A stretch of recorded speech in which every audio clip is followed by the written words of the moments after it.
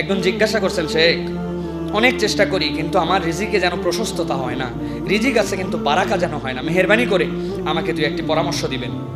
প্রিয় ভাইয়েরা, অনেকেই আমাদের কাছে এই কথা বলেন, আমরা নিজেরাও অনুভব করি অনেক সময়। আমি আপনাদের কাছে দুইটা দিকের কথা বলবো ভাই, রিজিকের বারাকার জন্য।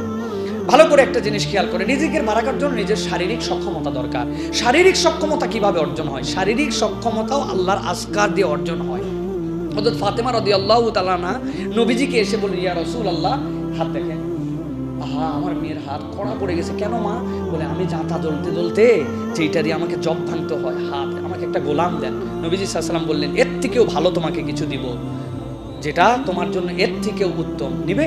রাসূল সাল্লাল্লাহু আলাইহি ওয়াসাল্লাম কিছু, হ্যাঁ। বলে শোনো, তোমার জন্য তাহমিদ, তাসবিহ আর তাকবীর 33 বার সুবহানাল্লাহ, আলহামদুলিল্লাহ, আল্লাহু আকবার পড়ো, যাও। আচ্ছা, কখনো কি ভেবে দেখছেন ওনার দরকার একটা গোলাম? হাতের ব্যথায় হাত শেষ হয়ে গেছে, নবীজি বলেন এর থেকে বেশি দিব, সুবহানাল্লাহ, আল্লাহু আকবার পড়ো, হয়ে গেল। কেন নবীজি এই কথা বলেন? এই আজকারের মধ্যে এমন ক্ষমতা আছে যেটা তোমার শরীরকে এমন কিছু বানাবে, ওই গোলাম দিয়ে তাকেও তো টলতে হবে।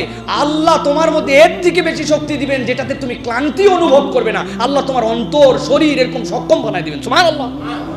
এরকম করে কখনো ভেবে দেখছেন? খালি মনে করছি নবীজি বলে দিয়েছে বিশাল ফজিলত, সেটাও ভালো করে বলি না আমরা।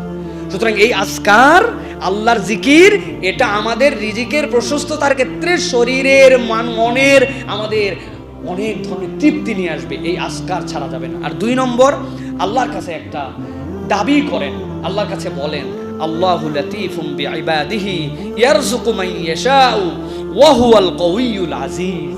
অনেক সালাফরা বলতেন, এটা যদি কেউ 5 ওয়াক্ত সালাতের ওজিফার পরে আল্লাহর কাছে একটু করে ওজিফা হিসাবে বলে, আল্লাহু লাতীফুম বিইবাদিহি, আল্লাহর ব্যাপারে আপনি আল্লাহর কাছে জানাচ্ছেন, ইয়ারযুকু মান ইয়াশা, যাকে ইচ্ছা তাকে রিজিক দিতে পারেন, ওহুল কাউইয়ুল আজিজ, তার পাওয়ার ক্ষমতার কোনো সীমা নাই, পরাক্রমশালী আমার রব।